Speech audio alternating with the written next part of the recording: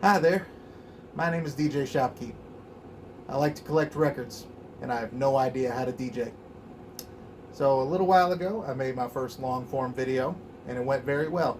A couple thousand views, and a bunch of brand new subscribers that I was not expecting. I figured that video would get 20 views, so it's a very big pleasure to see all of you. Hello, welcome. Nice to see you all. Who are you? How did you get in my house? So, this next video that I'm making for y'all, next long form video, not going to be showing as much. It might not be as long, but it's more just kind of going on something that happened with this weekend. I had a little bit of fun. So, fun fact about me, I live in complete Pennsylvania, hick country back roads, middle of nowhere. You know, stoplight town, single stoplight towns, all that hick back country that would scare most people. I hate driving in the city because of that. But my current career trajectory with what I do as my day job, I kind of have to get used to living in more urban areas because that's where those kinds of jobs that I'm going for will be. I won't go too much into detail about that. I'm not a drug dealer. But yes, so I got to figure out and get over my fear of driving in the city. So I made a whole day of it. I brought my buddy Joseph with me. We went to a couple great stores. We went all over the place. Well, really, we stayed to one side and didn't actually enter the city, but it still counts. So I went to a handful of record stores that I've just wanted to hit again. The last time I got to hit them, my mom drove me because she's a very nice lady. Thank you very much, Mom. But I found some really cool stuff that I had been looking for at a couple places. So the first place that we stopped was Jerry's Records up in Squirrel Hill. Iconic record store. It's a place that you can truly get lost in the quantity and the quality that they have there. The people who own the place now are very nice. I think Jerry himself sold the place to another guy a couple years ago, and that guy is running the store very well. He's got a couple buddies with him. They're doing a great job. I like what they're doing. The thing about me also is that I have a horrible crippling spending addiction, and anytime that there's a box or wall with all the expensive stuff on it, my eyes immediately dart onto there. Alright, so as I was saying before I was rudely interrupted by my mother, just kidding, love you. Whenever I see boxes or expensive stuff, I hone towards it, and I find things that I'm looking for usually, which is unfortunate because I need to save my money. However, I did find this lovely thing in there. This is Peeping Tom Petrified. This is a lovely bit of kind of hard rock, bit of hair metal vibe to it. It's very nice, but it's very aggressive. It's a nice bit of music there. It's on Jerry Records, not Jerry's Records. This is Jerry Records from Altoona, a very iconic label for Pennsylvania area. There's a lot of old Soul 45s on that label that are very hard to find. They're worth a ton of money. I'd like to get those, but obviously need to find them first. But they did have a couple other lovely little things on there. I was actually about to buy this record online before I saw it in that shop. So I actually got this sealed as well. I unsealed it just because it's mine now. No backsies. But yeah, that's a really nice Dodge. I would have paid the same price I paid for this one for a VG Plus one instead of a sealed mint copy, which is really sick. So yeah, really killer find there. Definitely go check this record out. This one's at least on YouTube. I don't know if it's on streaming, and I don't know if there's any reissues or anything like that. They should reissue that. It's a nice little listen. That's not the only thing I found at Jerry's Records. I also found a couple other things I was looking for. These are reissues, but I just wanted to have a copy of my own to listen to on wax. But this is a great one. Preston loves, couldn't remember, Preston loves Omaha Barbecue featuring Shuggy Otis on guitar. I love Shuggy Otis, first of all. He's one of my favorite funk guitarists. I put him up there with like Eddie Hazel and them. He's fantastic. But also, this is just a really nice bit of upbeat, really nice 60s style funk. Late 60s style funk with some jazz elements. As you can see, Preston Love is the saxophone player on the front. The original cover just has a grill. I don't know why they covered it with all this fire. I don't know if showing a grill with fire in it is a faux pas back in whenever this came out. This is a later press. That doesn't say what year it's from. I'm willing to guess probably late 70s, early 80s. It's on this United label. This neat little purple label. That's cool. But yeah, really killer one, and a nice addition to my Shuggy Otis collection. I've got a couple of his records. They are all fantastic. I need to get his whole discography. It's all beautiful. So the last thing I got at Jerry's was another reissue, but something that I've just really wanted a copy of. Fenton Robinson, Somebody Please Loan Me a Dime, or Somebody Loan Me a Dime. This is incredible blues with a bit of funk and soul and jazz elements in there as well. This is a nice one. This is a reissue on Alligator, which is the really good blues label for reissues from the 80s. Definitely check them out. Or just from different areas. I think this is from mid-70s. But Alligator's a fantastic label if you wanted to get into like New Orleans style jazz and things like that. Dr. John's stuff is all reissued on that label. I love Dr. John. Really killer stuff. So yeah, that was the first stop. After we finished at Jerry's Records, I painstakingly drove a little bit into the city because we went to the Strip District. I always like to go to the Strip District. We went to a couple places up there. I ate an entire pound of Icelandic cod over at Woolies, or Holies, I forget how you pronounce it. But either way, I ate an entire pound of fried fish, like the fat man that I am, and it was a fantastic time. We had the fish was delicious. It's always good. I love Woolies, or Holies, however you pronounce it. The danker a place looks, the better it is. The whole place stunk of fish, obviously, and the floors were, old cracked concrete. You know it's going to be good food then. The fish is delicious. So yeah, after that we went up a bridge. Right behind the Strip District is a place called Polish Hill, and it's a nice little neighborhood up that way, just outside the city. There's some really cool stuff there. There's specifically a really nice little store called Pleasant Dreams Records, which is a fantastic store. There's a lot of stuff there that you might never have seen before.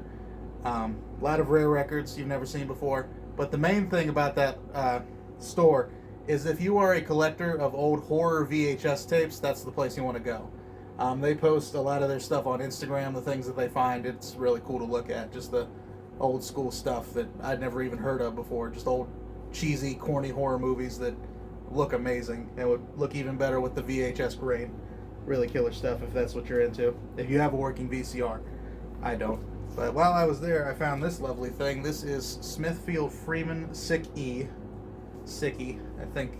I don't know how you pronounce it, but it's Sick-E. This is sort of a fancy private press. It's kind of like rock opera, I would call it. It's very eccentric, like rock opera. It's like a little bit of Queen, a little bit of it's like orchestral hits, maybe a dash of Frank Zappa, but I don't know if that really makes sense. But it's just a really nice mix of all over the place. It's a really wild listen. I love it. A lot of really nice piano playing, some really cool stuff. This is actually an original sealed copy that I unsealed. I don't have as much to say about this record other than it sounds really cool and you should check it out, because I really only heard it when I bought it.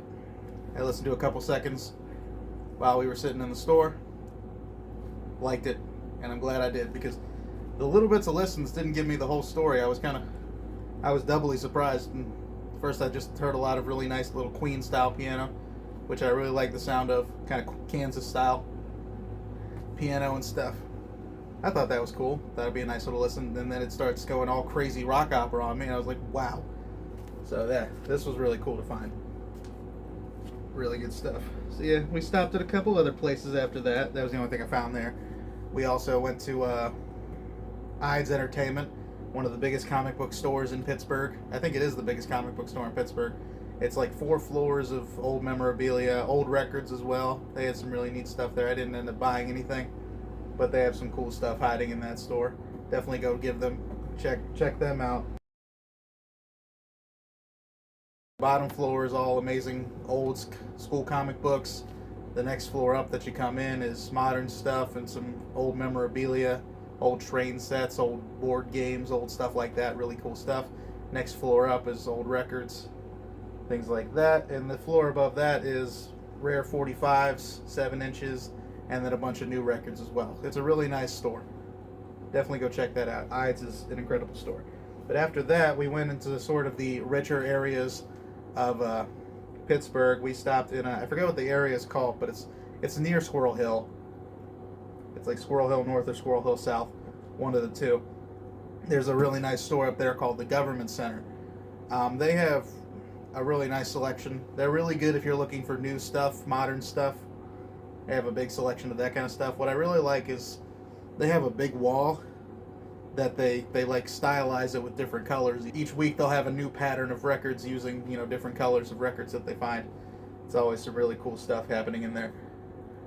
But yeah, they also recently they opened up their upstairs with a bunch of used records, which was really awesome. I found a couple really cool things up there. The first thing that I found up there, I was looking for one of these. I kind of got robbed on this one because I did not realize that there was another pressing of it that was made later. I thought it was just the original one from the 90s, but that is this right here. This is Erykah Badu, Baduism. I love Erykah Badu. I love neo soul, this era, anything like that. Any of the Soulquarian stuff is incredible. I love all of it. The trip hop type stuff. Jay Dilla, D'Angelo.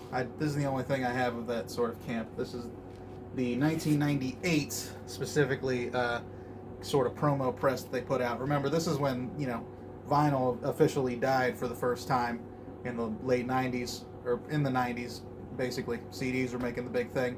So the only, you know, record versions of things that exist were sort of promotional copies. There's one that I really want to get. I'll be honest, my ultimate guilty pleasure artist is Lily Allen, and her album All Right Still has an original promo version that I desperately need to find. I need that record so bad. Please do not tell me you have it and try to scam me for $200. I will not buy it because I don't have that money. But yes, this is an incredible record. But the 97 press is worth a little more than the 98, obviously. I thought this was the 97 press. I thought there only was the 97 press, so I overpaid for this a little bit, but still, it's just really nice to have a clean copy. And this one's in the shrink as well. I don't know if you can tell. But yeah, that's really cool. Really cool stuff there. And then the last thing that I ended up picking up, and I'll just say I completely depleted my money because I bought a lot of things that I was looking for, including this right here. This is the Travel Agency. This is some 1968 pop psych rock. Really nice little bit of music there. It's on this Viva record label. Viva. Yeah, this is just a really nice little listen. I see this thing pop up every time.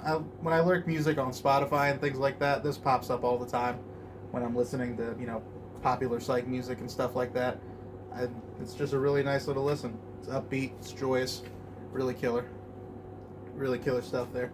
There's an original press as well. Really in really good condition as well. So I got that.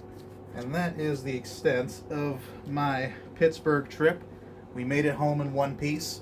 Surprisingly, my car did not break down, and I didn't even use that much gas, and we were home by 6:30. It was fantastic. I spent the rest of the day listening to these and doing absolutely nothing else. It was a fantastic day for me. And with that being said, that is the video. Thank you very much for watching. Like and subscribe, or don't. You don't have to. You don't have to do anything I tell you to do. Maybe listen to this nice music if you think it looks cool from the cover. Definitely go check that out. I implore you to check out any music that you can find. Lurk music all over the place. In my first video, I told you a bunch of great resources to find old music. YouTube channels, books. Definitely go give that a watch. It's all at the beginning of the video, so you don't have to wait through the whole thing to see all that. So yeah, with that being said, thank you for watching. Bye-bye.